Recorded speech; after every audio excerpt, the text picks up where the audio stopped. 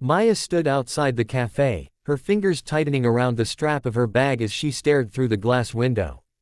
Inside, Daniel was laughing with his friends, his head tilted back, his smile effortless, the same smile that had once made her forget the world.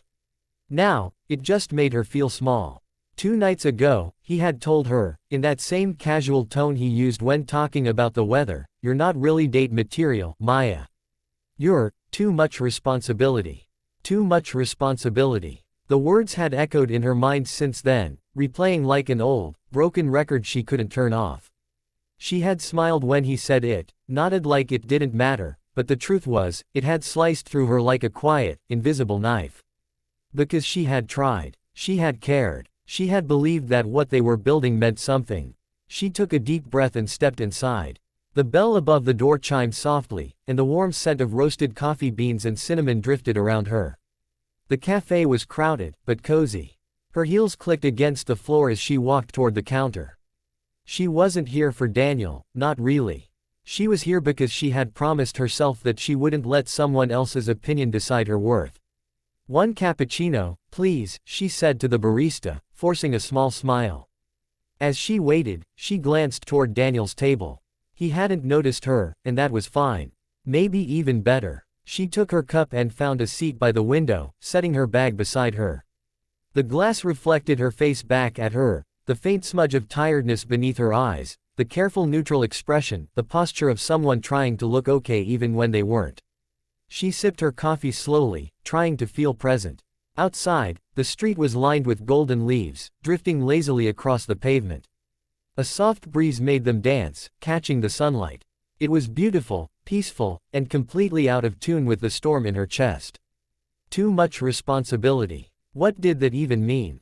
That she wanted commitment. That she didn't play games. That she wasn't content with last-minute plans and unanswered texts. Maybe he had wanted someone lighter, someone who didn't ask what came next. She thought of all the times she'd excused his distance, told herself he was busy, told herself she was lucky just to have his attention. Now, sitting alone, she could see the truth, she had been the only one trying. She closed her eyes for a moment, taking another sip, letting the heat of the coffee warm her throat. Maybe it was time to stop chasing people who made her feel like she was too much. Maybe she needed to find someone who would see that she was just enough. The door chimed again. She didn't look up at first, but then a small, breathless voice said, "Dad, look. They have chocolate muffins." Maya glanced up instinctively. A little boy had stumbled into the cafe, his backpack slightly open, clutching a colorful comic book in his hand. His cheeks were flushed from the cold. Behind him came a man, tall, broad-shouldered, with kind, steady eyes and a hint of weariness in his face, the kind that comes from long days but a good heart. "Ben, slow down," the man said with a patient smile, catching the boy's shoulder. The boy grinned. "But Dad, they might run out." The man chuckled, shaking his head. "They won't. I promise." Maya couldn't help but smile. There was something warm about the scene, ordinary, but full of quiet love. When the boy noticed her watching, he gave a small, shy wave. She waved back. The man followed his son's gaze, and their eyes met. His were a deep brown, thoughtful but gentle. "Sorry about him," he said with an apologetic smile. "He's a bit of a whirlwind when sugar's involved." "He's adorable," Maya said, smiling. "And honestly, I think we all get that way around chocolate." He laughed, a soft, genuine sound that eased the air between them. "You're not wrong. I'm Ethan, by the way. And this troublemaker's Ben." Ben puffed up proudly. "I'm 7. "Well, nice to meet you, Ben," Maya said. "7's a great age. You get to eat muffins and read comics and boss your dad around." Ben giggled. "I do that a lot." Ethan smiled, shaking his head with a kind of gentle surrender. "He's my whole world," he said quietly, almost to himself. Something in his tone touched her, not pity, not exhaustion, just love. Deep, unwavering love. She found herself leaning in slightly, drawn to the calm steadiness in his voice. "That's clear," she said softly. "You're a good dad." He looked at her for a moment, surprised, maybe even a little shy at the compliment. "Thanks. I try." They ended up talking. Not much at first, just small things. The comic Ben was reading, the weather, how the cafe always smelled better than it tasted. But as the conversation unfolded, Maya noticed something she hadn't in a long time. She wasn't pretending. She wasn't overthinking every word. Ethan listened when she spoke, really listened, and not just with polite nods, but with the kind of focus that made her feel seen. He told her about his job, construction work mostly, and about how he'd been raising Ben alone since his wife had passed away 3 years ago. "It's been a lot of learning," he said, glancing at his son. "He teaches me more than I teach him, I think."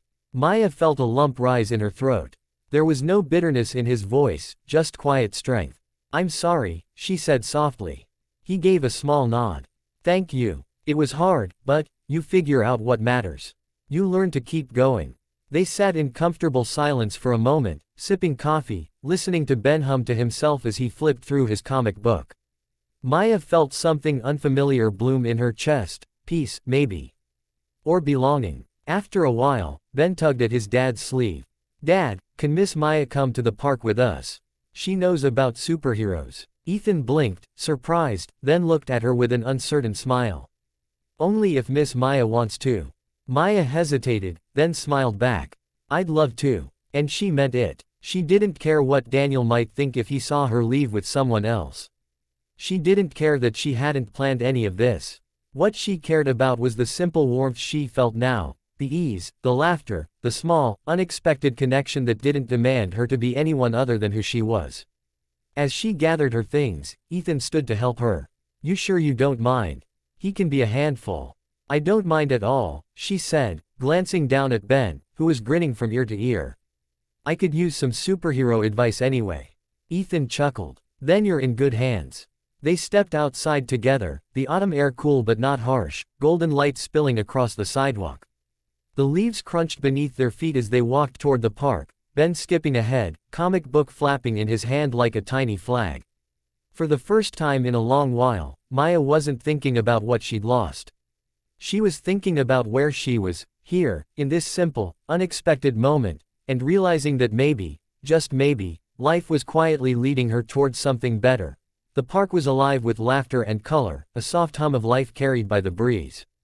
Children ran across the grass with scarves trailing behind them like ribbons, couples strolled hand in hand, and somewhere in the distance, a street musician played a gentle tune on his guitar.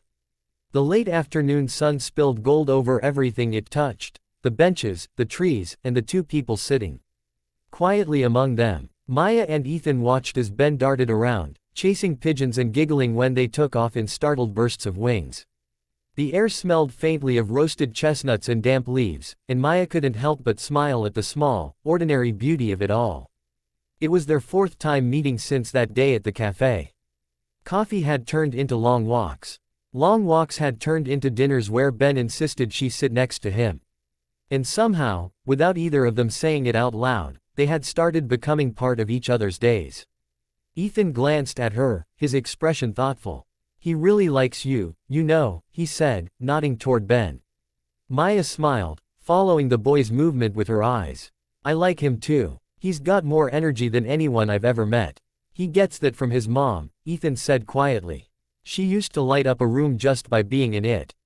Ben's the same way. He finds joy in everything." Maya looked at him then. There was no shadow in his eyes, only a tender sort of strength. It was the kind of calm that came from surviving pain and still choosing to see beauty. "You talk about her with love," she said softly. "I always will," he replied. "She was my best friend. But I also know life doesn't stop when someone's gone. You have to learn to carry both things, the love you lost and the hope you still have." Maya turned her gaze to the sky, where clouds drifted lazily in streaks of white. His words lingered in her mind like a quiet echo. Hope. It had been a long time since she'd let herself think about that word. "You're different, Maya," Ethan said after a pause. She gave a small laugh, tilting her head. "Different good or different bad?" "Different real," he said, smiling faintly. "You don't try to impress anyone. You just show up as yourself. That's rare these days." His words caught her off guard. She tucked a loose strand of hair behind her ear. "That's funny," she said after a moment, her voice softer. "Someone once told me I wasn't date material." Ethan turned to her, brows furrowed. "Someone actually said that?" She nodded, half smiling to mask the sting. "Yeah. It's ridiculous, I know. But it hurt. I tried to be what he wanted. Then one day, he told me I was too much responsibility. I think he wanted someone easier, someone who didn't ask what came next. Ethan's jaw tightened slightly. Then he didn't deserve you. Maya laughed lightly, shaking her head. You don't even know me that well. He smiled at her, a warm, grounded smile that reached his eyes. I know enough. I've watched you talk to Ben like he matters. I've seen the way you listen, how you make people feel heard. I've seen you be patient, even when you're tired. You're not date material, Maya. She blinked at him, her heart catching for a second. That's starting to sound familiar, she said, half teasing, half uncertain. He leaned back slightly, his voice steady and calm. You're not date material, he repeated, then paused just long enough for her to glance up at him, puzzled. You're marriage material. The words hung in the air like something fragile and real. She felt the world slow around her, the sound of children laughing, the rustle of the leaves, the low strum of the guitar in the distance, everything faded for just a moment. Maya looked at him, unsure what to say. Her heart was beating faster than she wanted to admit.